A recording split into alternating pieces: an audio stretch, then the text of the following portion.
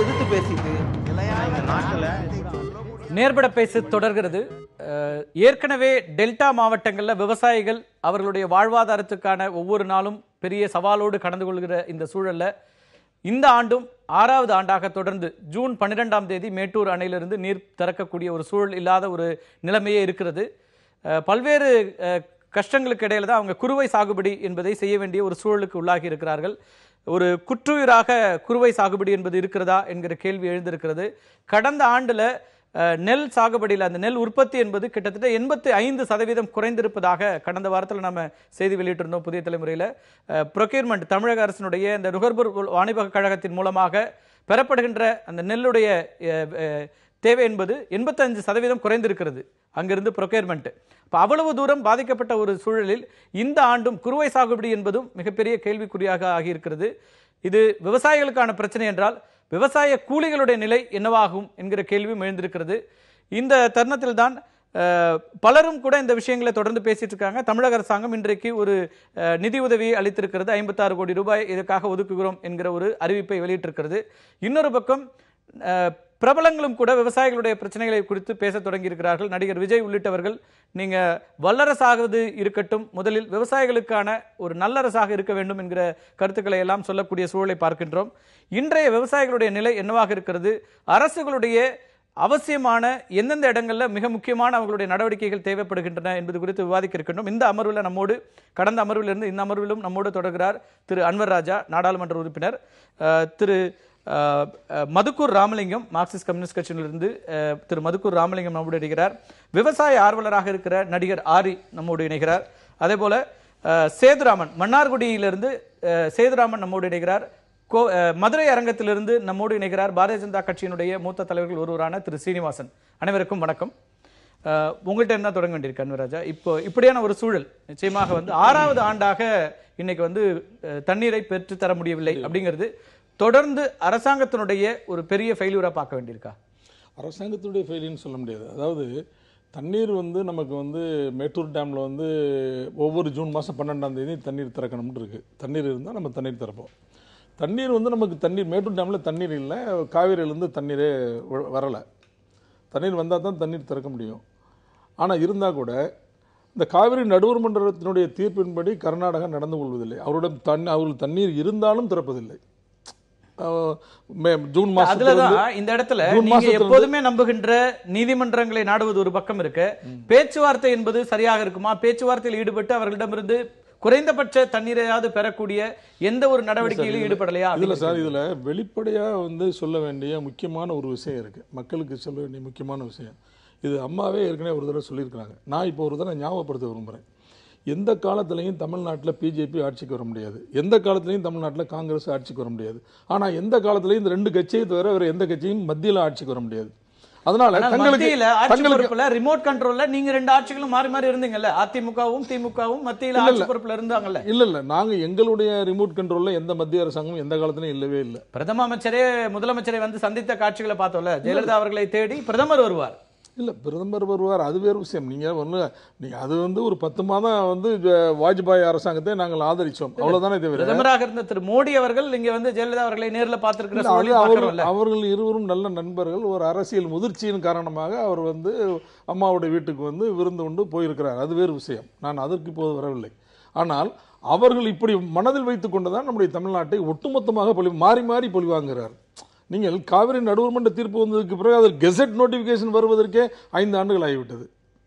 இந்த gazette notification வந்ததுக்கு பிறகு காவிரி நடுவர் மன்றம் ஒழுங்குமுறை ஆணையம் அமைப்பதற்கு இப்போது முடியவில்லை. அதற்கு என்ன சொல்கிறார்கள்? நாடாளுமன்றத்தில் ஒரு சட்டம் கொண்டு வர வேண்டும், சட்டம் கொண்டு வந்தால் அதை நிறைவேற்ற வேண்டும் என்கிறார்கள். இதெல்லாம் கதைக்கு உகாத பேச்சுகள். நீங்கள் விவசாயம் இந்தியா முழுவதும் சரியாக இருக்க வேண்டுமானால் நீர் மேலாண்மை என்பது சரியாக இருக்க வேண்டும்.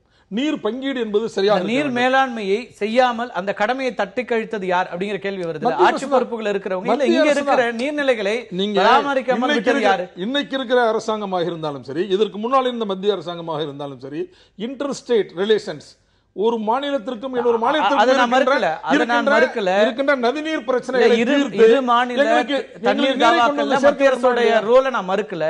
ஆனால் இங்க தமிழ்நாட்டுல நீர்நிலைகளை பராமரிக்கிறதுல யாருடைய பங்கு இருந்தது? அது தமிழக அரசுகள் தானே செய்ய வேண்டிய அவசியம் இல்லை. நீர்நிலையில் நாங்கள் பராமரிக்காமல் எத்தனை அணைகள் உருவாக்கப்பட்டன கேள்விதான் அங்க இருந்து. நான் என்ன சொல்றேன், தண்ணீர் தான் இல்லை. நமக்கு வெள்ளம் வருது, அதுக்கு பிறகு வறட்சி அடுத்த ஆண்டே வருதுன்னா கிடைச்ச தண்ணியை தேக்கி வைப்பதற்கான எந்த திட்டமாக நம்மள்ட்ட இருக்காங்கிற ஒரு கேள்வி இருக்கு. நான் தொடர்ந்து பேசலாம். திரு சேதுராமன் நான் கேட்டு வரேன். இன்னொரு முக்கியமான விஷயமும் இருக்கிறது. மகாராஷ்டிரால அந்த மாநில அரசாங்கம் கடன்களை தள்ளுபடி செய்கிறது, விவசாய கடனை தள்ளுபடி செய்கிறது. உத்தரப்பிரதேசத்தில் அந்த மாநில அரசு விவசாய கடனை தள்ளுபடி செய்கிறது. ஏன் தமிழ்நாட்டில் தமிழக அரசாங்கம் அப்படியான கடன் தள்ளுபடியை செய்யவில்லை அப்படிங்கிற கேள்வி இருக்கு. நான் உங்கள்கிட்ட தொடர்ந்து வர பேசலாம். திரு சேதுராமன், களத்துல இருந்து மன்னார்குடியில் இருக்கீங்க, அங்க இருக்கிற நிலவரம் என்ன? தொடர்ந்து விவசாயிகளுக்கான இந்த சூழல் எப்படிப்பட்டதாக இருக்கிறது? காவிரியினுடைய வரலாறு ஐயா கூட குறிப்பிட்டார். அதாவது நீர்நிலைகளை பத்தி நீங்க குறிப்பிட்டீங்க, அதை எப்படி பராமரிச்சாங்கன்றது குறிப்பிட்டு. இன்றைக்கு 1.11 லட்சம் ஏக்கரா இருந்தக்கூடிய கர்நாடகனுடைய பாசன பரப்பு இன்னைக்கு கிட்டத்தட்ட 28 லட்சம் ஏக்கரா மாறி இருக்கிற ஒரு பக்கத்தை பாக்குறோம். இன்றைக்கு அதே போல 1807 தொடங்கிய இந்த காவிரி நதிநீர் பிரச்சனை அப்படின்றது கிட்டத்தட்ட 210 ஆண்டுகளாக இன்னைக்கு வரைக்கும் நீடிச்சிருக்கு. இதுல பாத்தீங்கன்னா ஒரு கட்டத்துல ஆரம்பத்துல மைசூர் ராஜதானிக்கும் அது போல சென்னை ராஜதானிக்கும் அந்த ஒப்பந்தம் அப்படின்றது எந்த மாநிலத்துல எந்த அணைகள் கட்டினாலும் அது சென்னை ராஜதானியில ஒப்புதல் வாங்காம கட்டக்கூடாதுன்றது இன்னும் அமௌண்ட்ல இருக்கிறதா நம்ம பாக்குறோம். ஆனா 1924 போட்ட ஒப்பந்தப்படி கிருஷ்ணராஜசாகர் டேமும் அதே போல மேட்டூர் டேமும் வந்தது. இன்றைக்கு 84 வருடங்கள் ஆயிடுச்சு கிட்டத்தட்ட. இந்த 84 வருடங்கள்ல மேட்டூர் அணையை குறிப்பிட்ட காலம், அதாவது ஜூன் 12 அப்படின்றது குருவிக்கு ஏற்ற காலமா நம்ம பார்க்கப்படுது. அது ஜூன் 12ல 26 ஆண்டுகள் மட்டுமே திறக்கப்பட்டிருக்கிற பாக்குறோம். அதுவும் குறிப்பா 15 ஆண்டுகள் ஜூன் 12லயும் ஒரு 11 ஆண்டுகள் ஜூன் 12க்கு முன்னதாகவே நீர் இருப்பு இருந்ததுனாலையும் இன்றைக்கு காவிரி டெல்டால கடந்த ஆண்டு வறட்சி மிக விரிவா புதிய தலைமுறை அதை மக்கள்கிட்ட கொண்டு போனது. இன்றைக்கு அதனுடைய பிரச்சனைகள் இன்னைக்கு கோடை குருவை ஓரளவு பாத்தீங்கன்னா கிட்டத்தட்ட கடந்த ஆண்டு நடந்த கோடை குருவை விட ஒரு 25% மட்டும்தான் நடந்ததா இன்னைக்கு நமக்கு தகவல் தெரிவிக்குது. ஆனா இந்த 25% இப்ப அறுவடை ஆரம்பிச்சிருக்கு.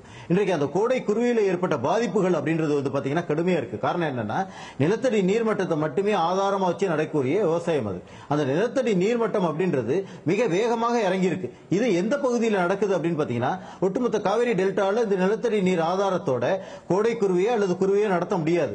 குறிப்பா நாகப்பட்டினம் மாவட்டத்தில் இருக்கக்கூடிய பல்வேறு கிட்டத்தட்ட 75% மேற்பட்ட இடங்கள்லயும், திருவாரூர் மாவட்டத்தில் இருக்கக்கூடிய 40% மேற்பட்ட நிலத்தடி நீர் ஆதாரமா வச்சு, அதுவும் உப்பு நீர் தான், அந்த நீர் ஆதாரமா வச்சு விவசாயம் பண்ண முடியாது. இப்ப இதர பகுதிகளில் தான் இந்த கோடை குருவை நடந்திருக்கு.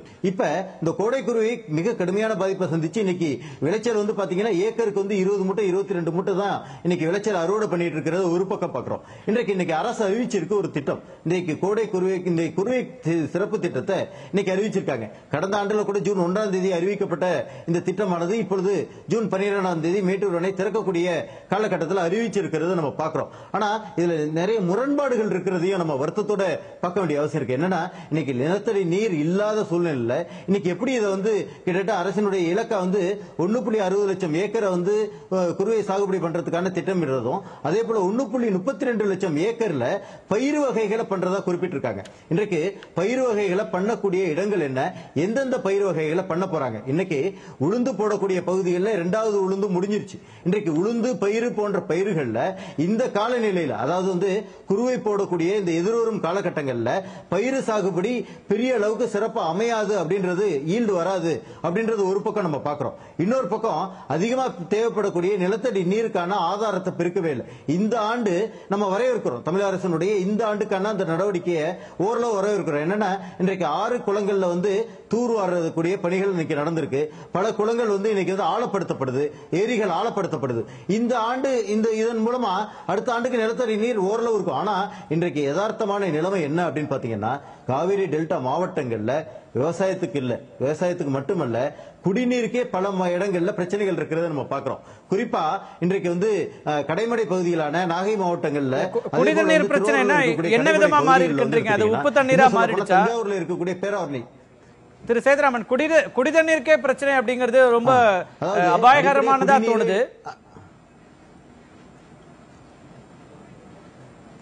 கண்டிப்பா. என்னன்னா நீங்க இன்னைக்கு கொள்ளிடம் குடிநீர் திட்டம் சார்பா இது மூலமா தான் இன்னைக்கு நாகப்பட்டினத்தில் இருக்கக்கூடிய பல்வேறு கிராமங்கள், கிட்டத்தட்ட ஆயிரக்கணக்கான கிராமங்களும், திருவாரூர் மாவட்டத்தில் இருக்கக்கூடிய ஆயிரக்கணக்கான கிராமங்களும் இன்னைக்கு நீர் பெற்றுட்டு இருக்காங்க.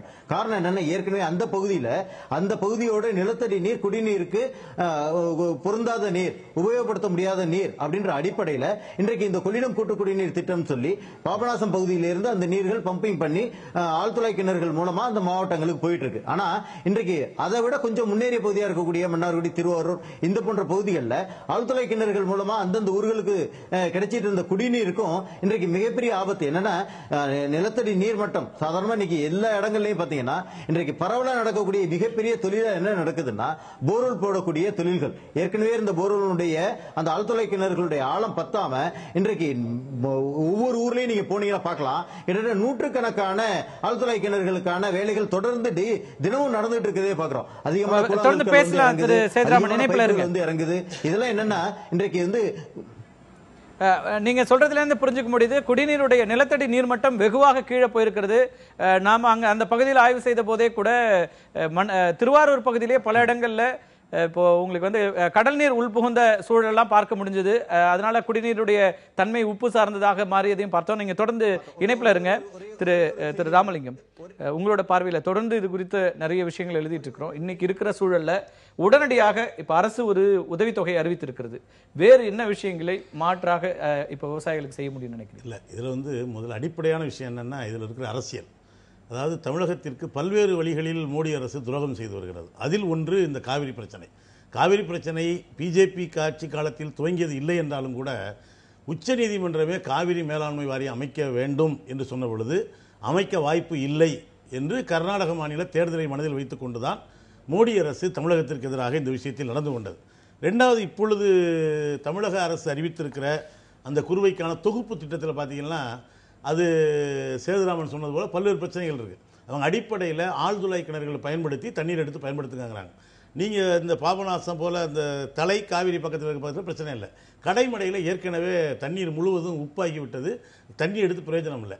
ரெண்டாவது, ஒவ்வொரு ஆண்டும் இந்த 140 ஆண்டுகளில் இல்லாத வறட்சின்னு சொல்கிறோம். அப்போ நிலத்தடி நீரை இல்லாத பட்சத்தில் மேலும் மேலும் பூமியை தொலையிட்டு கொண்டே போவதால் தண்ணீர் கிடைக்க வாய்ப்பில்லை என்பது ஒன்று.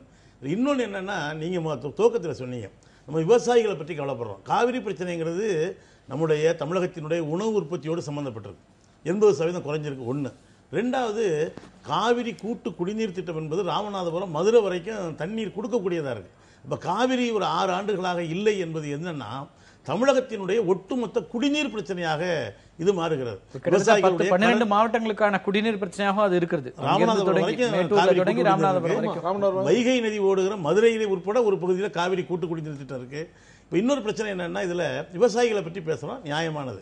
விவசாய தொழிலாளர்கள் மிக மோசமாக வாழ்விழந்திருக்கிறார்கள். இதில் என்ன ஒரு இந்த இன்னைக்கு தமிழக அரசு அறிவித்திருக்கிற இந்த சலுகை அறிவிப்பில் பார்த்தீங்கன்னா, ஏற்கனவே 100 நாள் வேலை திட்டம் சரியாக நடைமுறைப்படுத்துவதில்லை, நடைமுறைப்படுத்தினாலும் கூலி தர்றதில்லை, 6 மாதம் சம்பளம் பாக்கி, அவங்க கிட்டத்தட்ட அவங்க நிலை குலைந்து நிற்கிறாங்க. அவங்களுக்கு எதை பற்றியும் இந்த தமிழக அரசு பேசவே இல்லை. மாறாக விவசாயிகள் நீங்கள் நடவு எந்திரங்களையும் களைக்கொல்லி எந்திரங்களையும் பயன்படுத்தினால் அதற்கு அரசு மானியம் தரும் அப்படின்னு சொன்னால், இந்த விவசாய தொழிலாளி என்னதான் செய்வான்?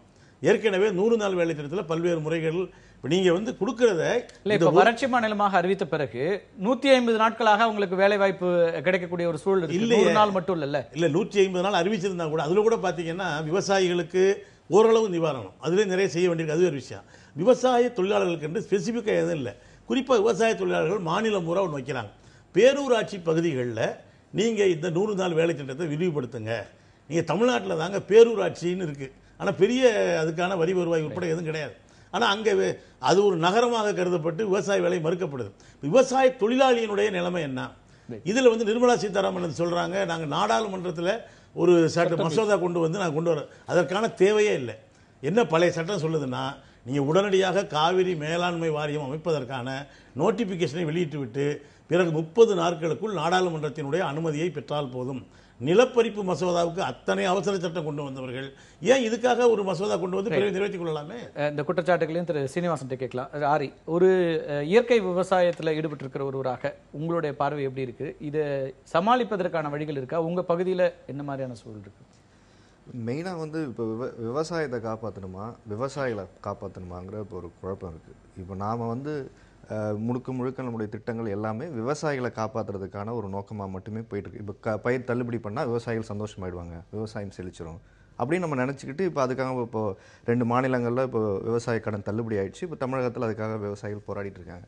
இப்போ நான் 4 வருஷத்துக்கு முன்னாடி எனக்கு நல்ல சாப்பாடு கிடைக்கலங்கிற கோவத்தில் தான் இதை போய் என்ன பண்ணலாம் அப்படின்னு ஆரம்பிக்கும் போது பார்த்தா உற்பத்தி வந்து ஒரு ஆரோக்கியமான உற்பத்தி கிடைச்சா தான் நீங்களும் நானும் ஆரோக்கியமான ஒரு உணவை சாப்பிட முடியும் போது எல்லாத்துலேயும் கலப்படம்.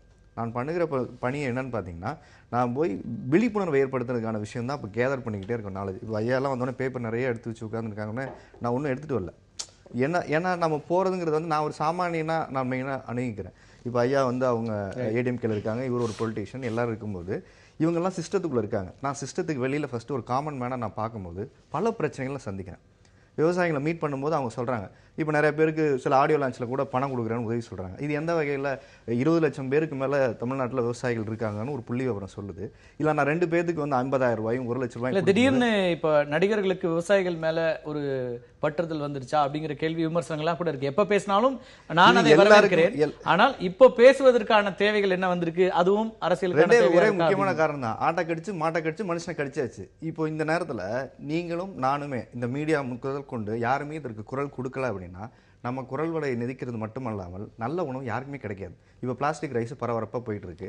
இதுக்கு ரெண்டு விதமான விஷயம் இருக்கு.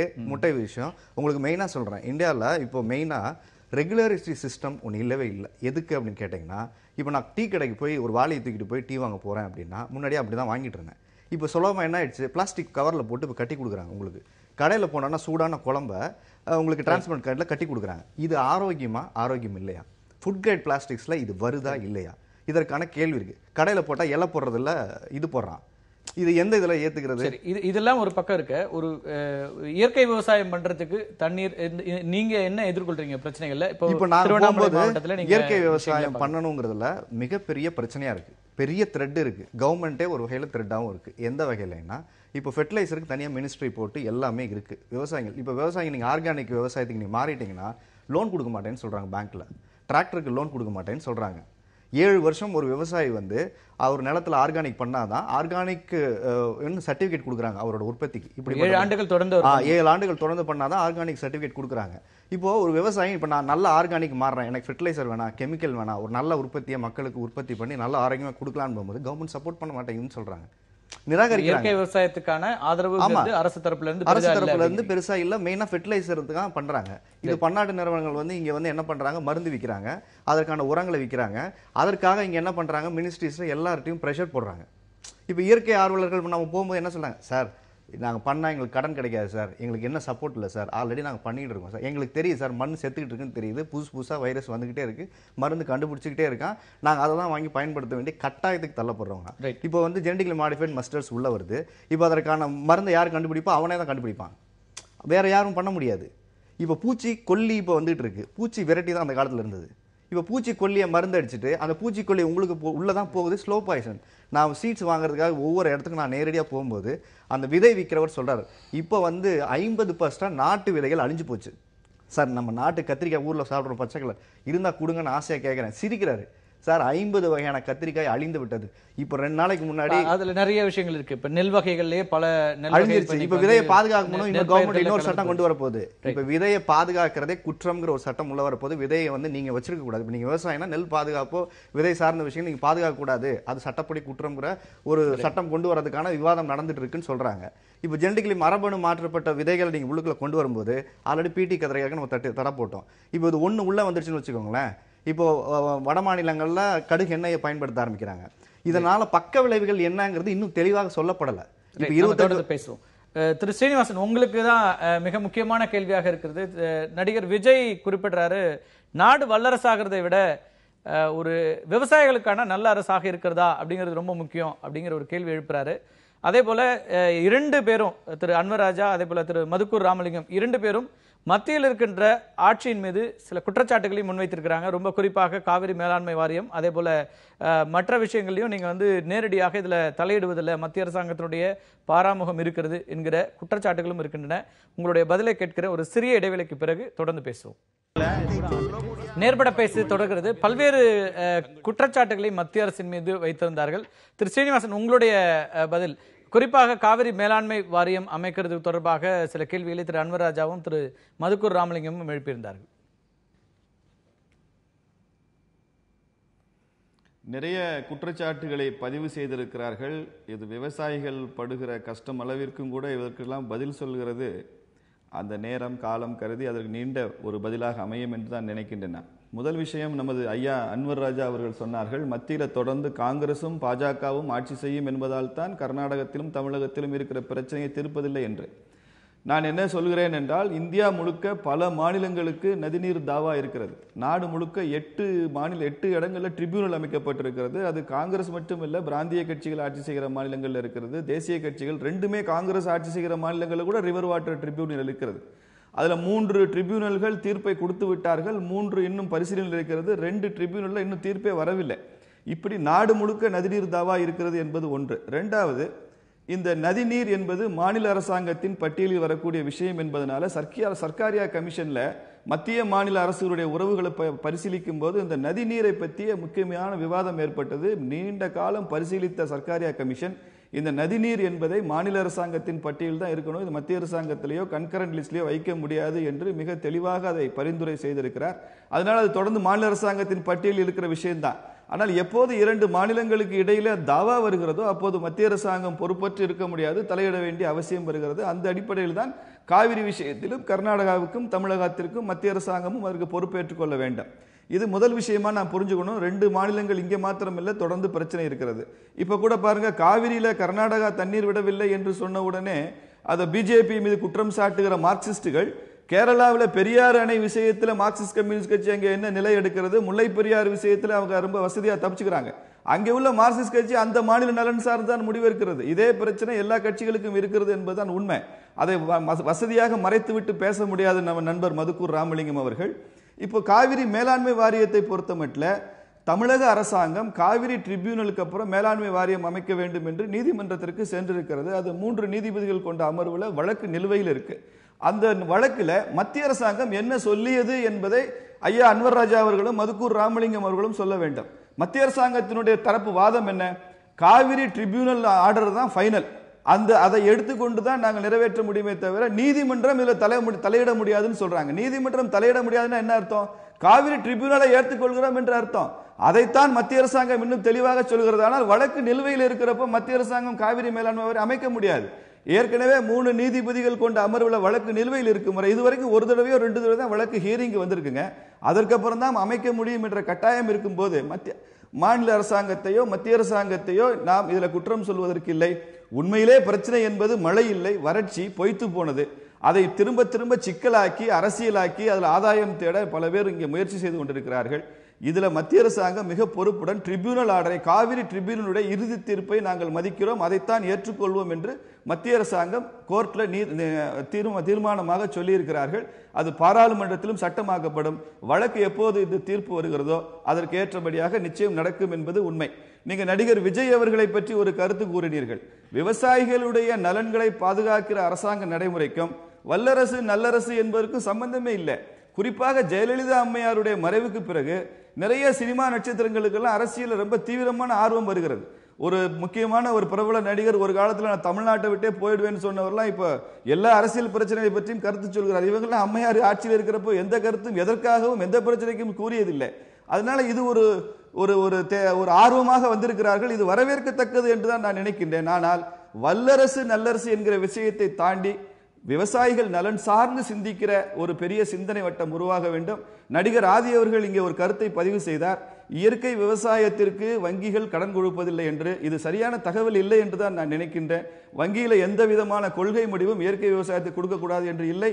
நாங்கள் பாரதிய ஜனதா கட்சியின் சார்பாக இங்கே மதுரையிலேயே சேவை மையம் நடத்தி கொண்டிருக்கிறோம். பல விவசாயிகள் இயற்கை விவசாயிகளுக்கு வங்கி கடன் பெற்றுக் கொண்டிருக்கிறோம். நடிகர் ஆதி அவர்களும் கூட நீங்கள் உங்களது மனுவை எங்களுக்கு அனுப்புங்கள், உங்களுக்கு விவசாய கடன் உதவி பெற்றுத் தருவதில் எங்களுக்கு எந்த விதமான சிக்கலும் இல்லை. ஒருவேளை தனிப்பட்ட சில வங்கிகள் அந்த மேலாளர்கள் அப்படிப்பட்ட முடிவை எடுத்திருந்தால் அது கொள்கை முடிவு இல்லை என்பதையும் தெரிந்து கொள்ள வேண்டும். நிச்சயமாக காவிரியில சரியான தீர்ப்பு கிடைக்கும். இதை தாண்டி ஒரு விஷயம் சொல்லி நிறைவு செய்கிறேன், 30 செகண்ட்ல முடிச்சிடுவேன் நான். இப்போ ஒரு ஒற்றை தீர்ப்பாயம், ஒரு Kaveri inter state water dispute tribunal என்று ஒன்று வரப்போகிறது, அமெண்ட்மெண்ட் பில். அது வரும்போது இன்னும் இந்த மாதிரியான பிரச்சனைகளுக்கெல்லாம் மிக பரந்துபட்ட அளவில் ஒரு தேசிய பார்வையோடு இதற்கான நதிநீர் தேவைக்கெல்லாம் தீர்வு கிடைக்கும் என்கிற நம்பிக்கை இருக்கிறது.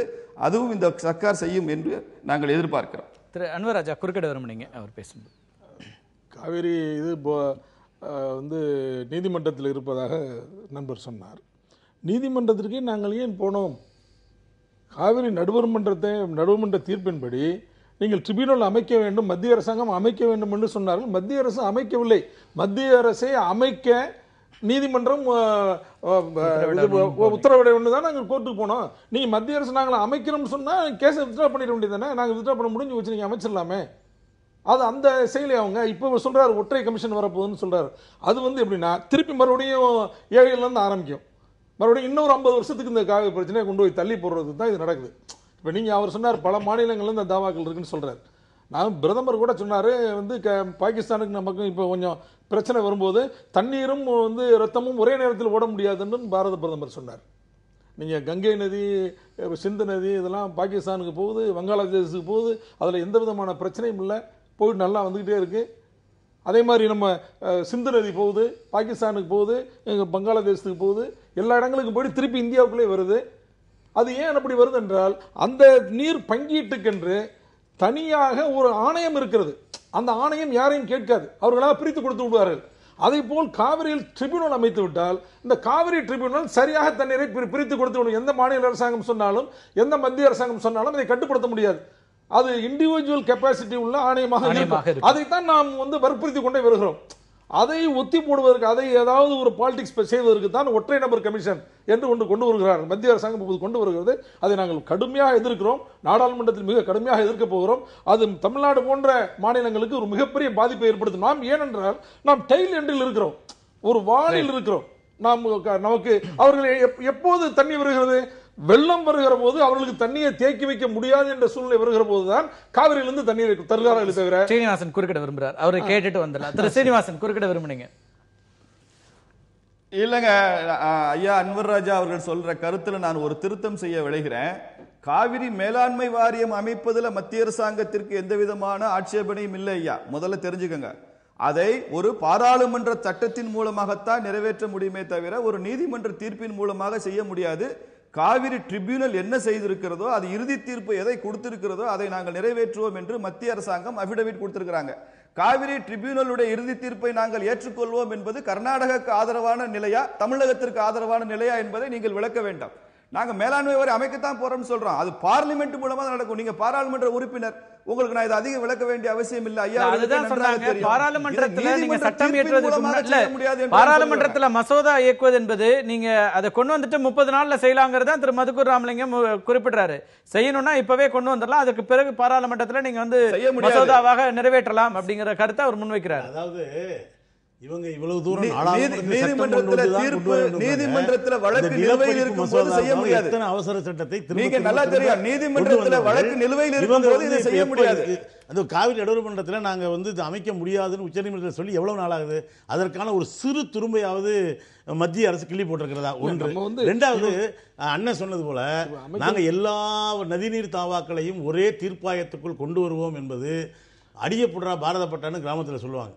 மகாபாரத கதை முடிய போகிற நேரத்தில் முதல்ல இருந்து ஆரம்பித்து வந்தால் கிட்டத்தட்ட அதனுடைய பொருள் என்னன்னா, இதுவரை அமைக்கப்பட்டிருக்கிற காவிரி நடுவர் மன்ற தீர்ப்பு உட்பட எதுவும் செல்லாது. முதலிலே இருந்து மைசூர் சமஸ்தானத்துக்கும் மெட்ராஸ் பிரசிடென்சிக்குமான வழக்கிலிருந்து இவர்கள் ஆரம்பித்து வருவார்கள்.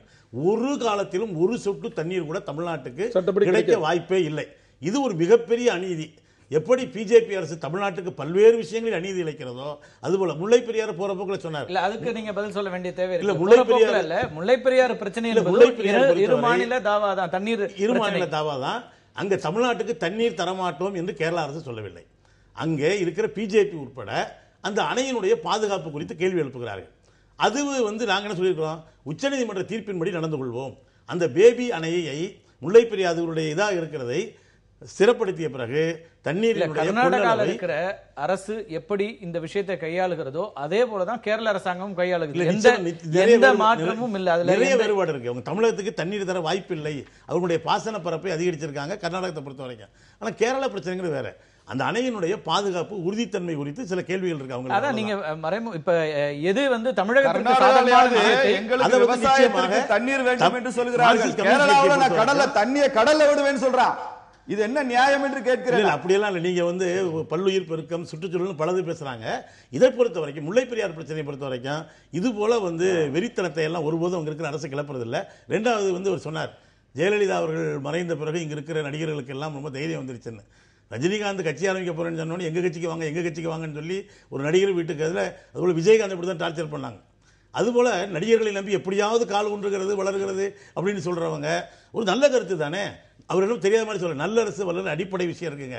வெறும் விவசாயியை தற்கொலை செய்ய வைத்து விட்டு பட்டினி போட்டு சாகடித்து விட்டு என்னுடைய படைபலத்தை காட்டுவதில் எந்த பிரயோஜனமும் கிடையாது. அதைத்தான் விஜய் நீங்க வல்லரசாக்குறது அப்புறம் இருக்கட்டும், முதல்ல விவசாயியை காப்பாத்துங்க நல்லரசாக்குன்னு சொல்றாரு. ஏன் நல்ல கருத்து யார் வேணாலும் சொல்லலாமே. ஏன் உங்களுக்கு எதிரான கருத்து நீங்க புரிஞ்சுக்கிறீங்க? பிறகு ஏன் ரஜினிகாந்த் வீட்டு வாசல்ல போய் தவம் கிடக்குறீங்க? சரி, நம்ம தொடர்ந்து பேச. சேதுராமன் குறுக்கிட விரும்புனீங்க, சுருக்கமா உங்களுடைய கருத்துக்களை முடிஞ்சு. இல்ல ஐயா குறிப்பிட்டதுல பாத்தீங்கன்னா கிட்டத்தட்ட இந்த ஒற்றை தீர்ப்பாயம் அல்லது இது வந்துரும் அப்படின்னு சொல்றாங்க. எங்களை டெல்டாவை பொறுத்த வரைக்கும் கிட்டத்தட்ட ஒரு 84 இந்த வழக்கே டெல்டா பகுதியிலிருந்து ஐயா மன்னாருடைய ரங்கநாதன் தொடுத்த வழக்கு பிறகுதான் இன்னைக்கு ஒரு தீர்ப்பு வந்திருக்கு. 90ல இருந்து அந்த 91க்கு ஒரு இடைக்கால தீர்ப்பு வழங்கும் பொழுது குறிப்பிட்டது நம்ம நினைவுபடுத்த விரும்புறோம். கர்நாடகா தன்னுடைய பாசன பரப்ப 11.1 லட்சம் ஏக்கர்ல இருந்து அதிகப்படுத்தக்கூடாது அப்படின்னு சொல்லி இடைக்கால தீர்ப்பில் குறிப்பிடப்பட்டிருந்தது. ஆனா இறுதி தீர்ப்பு வரும்பொழுது கிட்டத்தட்ட 28 லட்சம் ஏக்கரா அது இழிவுபடுத்தப்பட்டிருக்கிறது நம்ம பாக்குறோம். இன்றைக்கு அதன் பிறகு காலதாமதம் ஆயிட்டு இருக்கு. இன்னைக்கு 2007 இறுதி தீர்ப்பு, இப்ப அது கெசட் நோட்டிஃபை ஆகி இன்னும் இழுத்துட்டே போறதுல என்ன ஆகுதுன்னு கேட்டீங்கன்னா, நாளுக்கு நாள் இங்க காவிரி டெல்டால ஒரிஜினலா இருந்த பாசன பகுதிகளுக்கு நீர் கிடைக்காம ஆனா புதிய பாசன பகுதிகள் கர்நாடகாவுக்கு போயிட்டு இருக்கிறத பாக்குறோம். இன்றைக்கு கிட்டத்தட்ட ஆரம்பத்தில் ஐயா அன்வர் ராஜா சொன்னதை நம்ம குறிப்பிட விரும்புறோம். இங்க மாநில கட்சிகள் இருக்கிறதுனால தேசிய கட்சிகள் இங்க டெல்டா வஞ்சிக்குதோ அப்படின்ற ஒரு எண்ணம் தான் பொதுவா இன்னைக்கு டெல்டால இருக்கக்கூடிய மக்களுக்கு ஏற்பட்டிருக்கக்கூடிய மனநிலையா நம்ம பாக்குறோம். இதை மாத்தி அமைக்கக்கூடிய வகையில இன்னைக்கு அந்த பிரச்சனை இருக்கு, இந்த பிரச்சனை இருக்கு, வழக்கு நிலுவையில் இருக்கு. இன்னைக்கு அதாவது இன்டர்ஸ்டேட் வாட்டர் டிஸ்பியூட்ல இருக்கக்கூடிய அந்த செக்ஷன் 11 ரொம்ப தெளிவா சொல்லுது. என்ன சொல்லுது? எந்த ஒரு முறையீடு வந்தாலும் ட்ரிபியூனல்ல போகணும் அப்படின்னு தான் சொல்லிதான். நீங்க ட்ரிபியூனல் அமைங்க, நீங்க அந்த ட்ரிபியூனல் வரட்டும், எங்களுக்கு அதுல இருந்து வரக்கூடிய தீர்ப்பு எங்களுக்கு 205 கூட 192 கொடுத்த கூட ஏத்துக்கிட்டோம். இன்னும் பற்றாக்குறை காலத்துல அதை பகிர்ந்தளிக்கக்கூடிய ஒரு விஷயத்தை மத்திய அரசையே கரார அமுல்படுத்தக்கூடாது.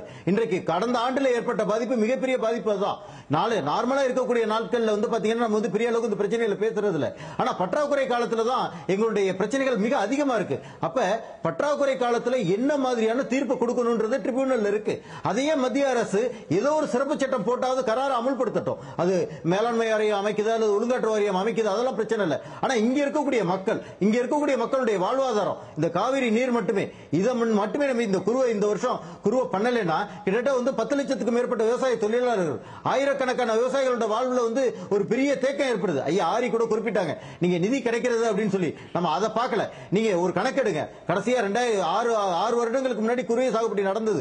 இன்னைக்கு குறுவை சாகுபடி எத்தனை ஏக்கர்ல நடக்குதுன்னு பாருங்க. அப்ப 6 வருடங்களுக்கு முன்னாடி குறுவை சாகுபடி பண்ணப்பட்ட பகுதியில் இருக்கக்கூடிய விவசாயிகளுடைய விவசாய தொழிலாளர்களுடைய நிலைமை இன்னைக்கு என்ன ஆகுன்றத தயவு செய்து யோசிக்கணும் தான் பாக்குறோம். விவசாயிகள் கேட்கறது நீங்க கேட்கிறோம் அல்லது பணம் கொடுத்தா இது முடிஞ்சு போயிடும் அப்படின்றது கிடையாது. நன்றி சேதுராமன், நினைப்புல இருங்க.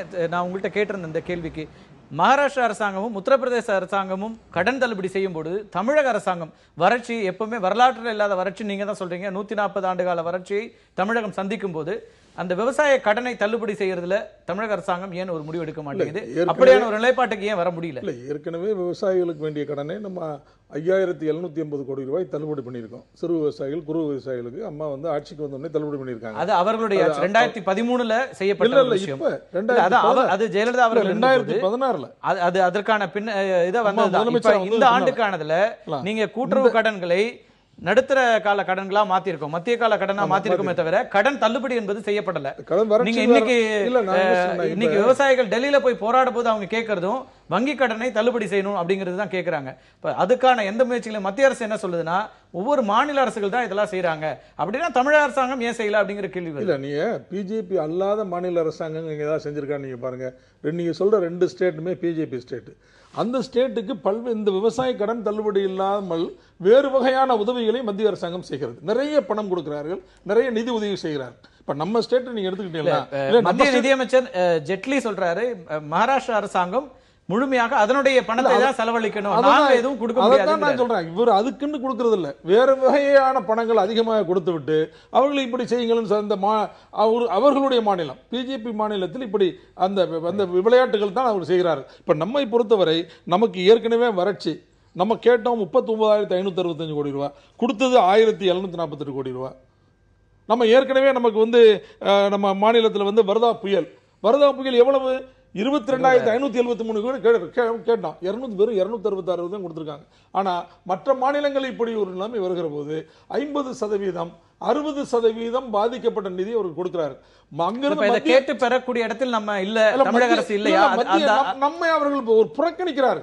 நீங்க தான் பாராளுமன்றத்துல 3வது பெரிய கட்சி, அப்படி எப்படி புறக்கணிச்சிட முடியும்? குடியரசுத் தலைவர் தேர்தலுக்கு உங்க கட்சியை பழகுறாங்க அதெல்லாம் சொல்றீங்க, இந்த ஒரு டிமாண்ட் வச்சு செஞ்சு கொடுக்க மாட்டாங்களா? நாங்க என்ன டிமாண்ட் வைக்காம இருக்கோம், பேசாம இருக்கோம். 3வது பெரிய கட்சியினுடைய ஆதரவில் இந்த அரசு இல்லையே, அதான பிரச்சனை. ரைட், 3வது பெரிய கட்சியினுடைய ஆதரவு அரசு இல்லை. எங்களுடைய ஆதரவு குடியரசுத் தலைவர் தேர்தலுக்கும் அவருக்கு தேவையில்லை. எங்கள் ஆதரவு இல்லாமலே வெற்றி பெற முடியும். ரொம்ப சுருக்கம், நல்ல வேலை இல்ல. அதாவது இல்ல அப்புறம் எதுக்கு அதிமுக ஆதரவுக்காக இந்த எழுகிறீங்க? 3 பிரிச்சு 4 பிரிச்சு 5 பிரிச்சு 6 பிரிச்சு அப்படின்னு. நல்ல வேலை இல்லைன்னு சொல்லாதீங்க. தமிழ்நாட்டை பொறுத்த வரைக்கும் அவங்களுக்கு அதிமுக தேவை. காவிரி பிரச்சனையை பொறுத்த வரைக்கும் இல்லை அதிமுகமான பிரச்சனைங்கிறது விவசாய தொழிலாளர்கள் என்ன செய்ய போறீங்க? இதுல தமிழக அரசு இன்றைக்கு அறிவித்திருப்பது கூட அடிப்படையில் பார்த்தீங்கன்னா இவங்க ஆற்று மணல் கொள்ளை உட்படையில் பேசப்பட வேண்டியிருக்கு. ஒரு சீரியஸான பிரச்சனை. நீங்க சொல்லியிருக்கிறதுங்கிறது ஒரு மாற்று பயிரை நோக்கி கிட்டத்தட்ட தமிழக அரசு இனி காவிரி தண்ணீரை வைத்து நெல் விவசாயம் இல்லைங்கிற முடிவுக்கு வந்தது தான் இந்த குறுவைக்கு சில அறிவிச்சிருக்காங்க. இதில் விவசாய தொழிலாளிக்கு என்ன செய்ய போறீங்க? அவங்களுக்கு வேலை இல்லாத காலத்தில் மீனவர்களுக்கு இழப்பீடு வழங்குவது போல விவசாய தொழிலாளர்களுக்கு இழப்பீடு வழங்குவது தமிழக அரசு யோசிக்கணும். அதே நேரத்தில் கொஞ்சம் அதிமுக அரசு கொஞ்சம் எப்படி அம்மையார் இருந்த பொழுது அவங்க கூட தைரியமா கேட்டாங்களோ அப்படி தைரியமா கேட்க அதிமுக அரசு முன் வர வேண்டும். உங்களுடைய சுருக்கமா இறுதியான கருத்து. மெயினா இப்போ விவசாயிகள் 2 பேரையும் காப்பாற்றணும் அப்படின்னா முதல்ல விவசாய சங்கங்கள் ஒன்றிணையணும். எல்லாரும் தனிப்பட்டு பண்ணிக்கிட்டே இருக்காங்க. இப்போ ஐயா கண்ணுவா இருக்கட்டும், PR பாண்டியனா இருக்கட்டும், இது போன 20க்கும் மேற்பட்ட தனிப்பட்ட விவசாய அமைப்புகள் எல்லாம் ஒருங்கிணைந்து தான் ஒரு போராட்டம்ல நடத்தினாங்க. மாநிலம் தழுவிய போராட்டம் நடந்தது. அது எல்லா விவசாய அமைப்புகளும் சேர்ந்து நடத்தினாங்க. கட்சிகளுடைய ஆதரவோடு 14ஆம் தேதி கூட போராடுறாங்க. இல்ல 14ஆம் தேதி இப்போ போராட்டம் நடந்தது, ஐயா கண்ணு தலைமையில் நடந்தது. இப்போ நான் நெடுவாசல் போயிருக்கும் போது PR பாண்டியன் கிட்ட அங்கேயே ஒரு கோரிக்கை வைக்கிறேன். ஐயா தனித்தனி குழுக்களாக இருக்கும். இப்போ நாங்களும் அவங்க இணைக்கிறதுக்காக பேசும்போது என்ன சொல்றாங்கன்னா, அவர் நான் வர மாட்டேன், நீங்க போய் முன்னெடுக்கிறீங்க. இதுக்குள்ள நிறைய கருத்து வேறுபாடு இருக்கு. விவசாய சங்கங்கள் எதுக்காக உருவாக்கப்பட்டிருக்கு? விவசாயிகளின் நலனை பாதுகாக்க தான். அதற்காக தான் தலைவர்கள்.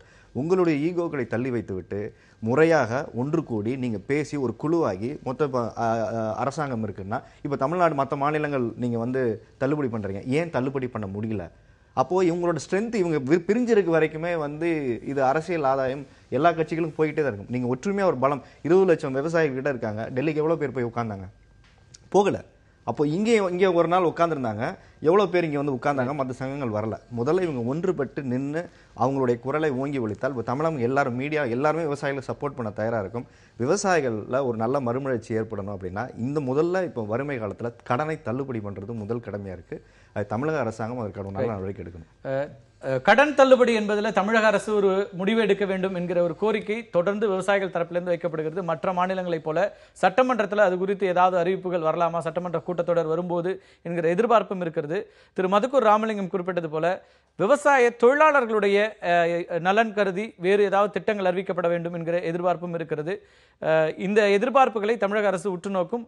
அதற்கான திரு அன்வராஜா குறிப்பிடுவது போல அதற்கு உதவியாக மத்திய அரசிலிருந்து வேறு வகையான நிதி உதவி கொடுக்கப்பட வேண்டும். அவர் குறிப்பாக ஒரு விஷயத்தை குறிப்பிடுகிறார். மகாராஷ்டிராவோ அல்லது உத்தரப்பிரதேசமோ இரண்டிலும் ஆளும் கட்சியாக பாரதிய ஜனதா கட்சி இருக்கிறது. எனவே வேறு வகையான நிதி உதவி அவர்களுக்கு கிடைக்கிறது, அதன் மூலமாக செய்ய முடிகிறது என்கிறார். அந்த உதவியும் மத்திய அரசு செய்தால் அது விவசாயிகளுடைய எதிர்காலம் குறித்த அச்சத்தை போக்குவதற்கான ஒரு சிறிய வாய்ப்பாகவும் அமையலாம். மீண்டும் ஒரு நிகழ்ச்சியில் சந்திக்கலாம் நண்பர்களே. நன்றி, வணக்கம். முழுமையான பொருளாதாரத்தை